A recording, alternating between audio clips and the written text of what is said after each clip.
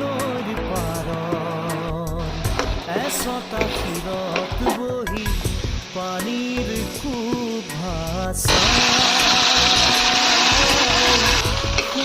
সুন্দৰীয়া চুলি তাৰি মেলি তাই জানো কি পায়।